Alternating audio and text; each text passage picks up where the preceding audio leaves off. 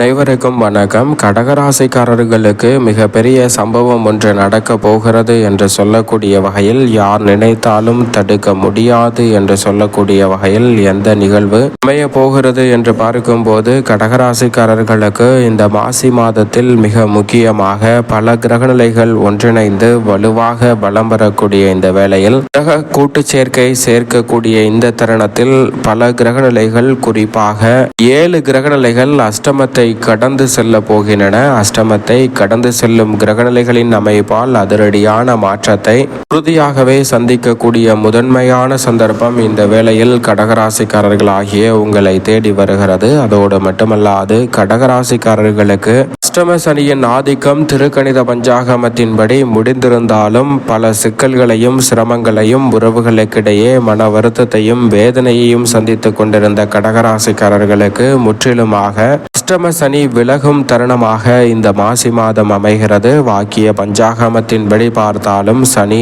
அஷ்டமத்தில் இருந்து முற்றிலுமாக விலகி 9ஆம் இடமான பாக்கியஸ்தானத்தில் நுழைகிறாருங்க மார்ச் 6ஆம் தேதியிலிருந்து. எனவே அதிரடியான மாற்றம் இந்த தருணத்தில் உங்களை தேடி வருகிறது. ஏனென்றால் கடகராசிக்காரர்களுக்கு கடந்த 5 ஆண்டுகளுக்கு மேலாகவே கண்டச்சனி அஷ்டம சனியின் பாதிப்புகளால் பல்வேறு வகையான சிரமங்களை அதீதமாக சந்தித்து வந்த சூழலில் அவை அனைத்திலும் நல்ல ஒரு மாறுதல் நிச்சயம் நிறைவாக இந்த மாதத்தில் கிடைக்க போகிறது. இந்த மாதத்தின் துவக்கத்தில் இருந்தே நல்ல பலன்களை நிறைவாக சந்திக்க முடியும். அதிலும் குறிப்பாக சனி பகவானுடன் இணைந்து சூரியன், சுக்கிரன், புதன், செவ்வாய், ராகு என 6 கிரகநிலைகள் வலம் பெறுவதோடு மட்டுமல்லாது, ராசியின் அதிபதியான சந்திரனும் அஷ்டமத்தை கடந்து சென்று மிக சிறப்பான மாற்றத்தை இந்த தருணத்தில் ஏற்படுத்தி கொடுக்க போகிறார். எனவேதான் கடகராசிக்காரர்களுக்கு இந்த மாசி மாதத்தில் நிச்சயமாக மிகப்பெரிய சம்பவம் ஒன்று நடக்க போகிறது. அது உங்களுடைய கஷ்டம், சிரமம், வேதனை,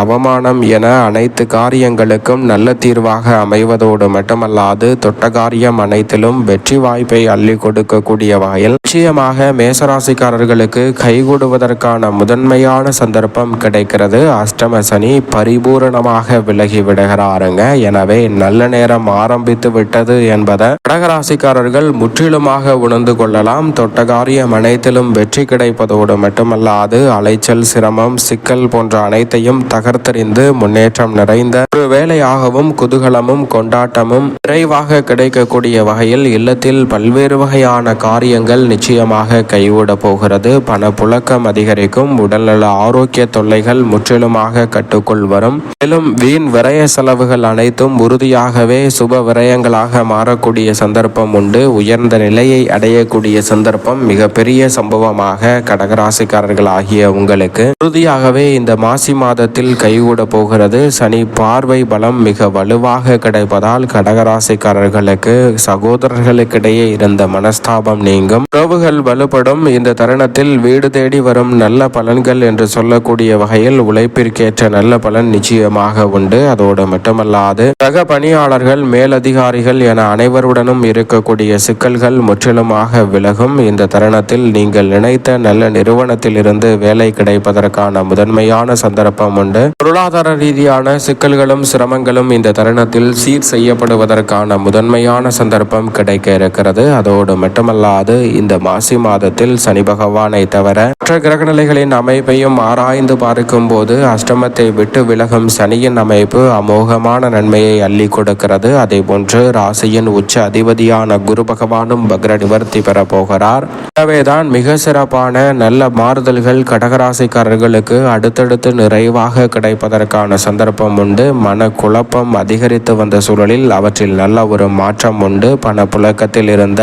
கட்டுப்பாடுகள் விலகும். இந்த தருணத்தில் வீடு கட்டுதல், வீடு மாறுதல், இடமாறுதல் போன்ற மாற்றங்கள் முன்னேற்றத்தை அள்ளி கொடுக்கக்கூடிய வகையில் உறுதியாகவே கடகராசிக்காரர்களுக்கு அமைய போகிறது. தொடர்ந்து இருந்து வந்த பல சிக்கல்களும் நெருக்கடிகளும் சிரமங்களும் இந்த தருணத்தில் நிச்சயமாக விலகும். நீங்கள் எதிர்பார்க்கக்கூடிய சிறப்பான வாய்ப்புகள் உங்களை தேடி வரப்போகிறது. தசாபுத்திகள் வலுவாக இருப்பின் இரட்டிப்பு நன்மையையும் மிகப்பெரிய அளவிலான வளர்ச்சியையும் இந்த தருணத்தில் கடகராசிக்காரர்கள் சந்திக்கக்கூடிய முதன்மையான சந்தர்ப்பம் நிச்சயமாக கிடைக்க இருக்கிறது. அதோடு மட்டுமல்லாது நிழல் கிரகமான ராகு மற்றும் கேதுவும் மிக சாதகமான ஒரு சூழலை தங்களது சஞ்சார தூரத்தில் பாதிக்கு மேல் கடக்கக்கூடிய இந்த தருணத்தில் ஏற்படுத்தி கொடுக்கின்றன. பெருவாரியான கிரகநிலைகள் அஷ்டமத்தை கடந்து செல்வதால் சிறப்பான மாற்றம் உண்டு. நிழல் கிரகமான ராகு மற்றும் கேதுவின் அமைப்பாலும் அஷ்டம பாதிப்புகள் வலுவாக குறைய போகிறது. தன கேதுவால் குடும்பத்தில் நிலவக்கூடிய சிக்கல்கள் நிச்சயமாக விலகும். அது மட்டுமல்லாது 6 கிரகநிலைகள் சூரியன், புதன், சுக்கிரன், செவ்வாய், சனி, ராகு என 6 கிரகநிலைகள் அஷ்டமத்தில் ஒன்றிணைந்து வலுவாக மாற்றத்தை ஏற்படுத்தி கொடுக்கக்கூடிய இந்த தருணத்தில் எண்ணற்ற மாற்றங்கள் வரப்போகிறது. மிகப்பெரிய சம்பவம் உங்களுடைய வாழ்க்கையில் திருப்பு முனையாக அமையக்கூடிய சந்தர்ப்பத்தை கடகராசிக்காரர்களுக்கு ஏற்படுத்தி கொடுக்கிறது. பழைய பிரச்சனைகள் மீண்டும் தலைதூக்காத வகையில் பல காரியங்கள் சிறப்பாக கைகூடும். வருமானத்தை விட விரயங்கள் பல மடங்கு உயர்ந்த சூழலில் வருமானத்தை உயர்த்தக்கூடிய சந்தர்ப்பம் இந்த தருணத்தில் வலுவாக கிடைக்க போகிறது. வாகனம் அதீதமான மாற்றத்தை ஏற்படுத்தி கொடுக்கக்கூடிய வாய்ப்பை உருவாக்குகிறது. கூட்டு கிரக சேர்க்கை பலத்தால் இரட்டிப்பு நன்மை உண்டு. முழு சுப கிரகமான குரு பகவானும் தனது பார்வையை இந்த அஷ்டமஸ்தானத்தில் வலம் வரக்கூடிய கிரகநிலைகள் அத்தனையின் மீதும் பதிக்கிறாருங்க. எனவேதான் குரு பார்க்கின் கோடி நன்மை என்று சொல்லக்கூடிய வகையில் 7 கிரகநிலைகளை குரு பகவான் இந்த மாசி மாதத்தில் மிகவும் வலுவுள்ளதாக மாற்றுகிறாருங்க. குரு சுக்கிர மங்கள யோகம், குரு சுக்கிர யோகம், புத ஆதித்ய யோகம், புத சுக்கிர யோகம் என பல்வேறு வகையான யோகங்கள் நிறைந்து கிடைப்பதால் கடகராசிக்காரர்களுக்கு நிச்சயமாக பல சிரமங்களுக்கு நல்ல தீர்வு கிடைக்கும். மங்களக்காரகரான செவ்வாய் மிக வலுவாக 7இல் உச்ச நிவர்த்தி பெற்று அஷ்டமஸ்தானத்திற்குள் நுழைகிறாருங்க. ராசியின் நீச்ச அதிபதியாக இருக்கக்கூடிய செவ்வாய் அஷ்டமத்திற்குள் நுழைவது சற்று சாதகமற்ற அமைப்பு என்றாலும் பெரிய அளவில் பிரச்சனையை ஏற்படுத்தி விட மாட்டார். ஏனென்றால் குருவின் சுப பார்வை கிடைக்கிறது. அதோடு மட்டுமல்லாது ராசிக்கு நீச்ச அதிபதியாகவும் இருக்கிறார். எனவே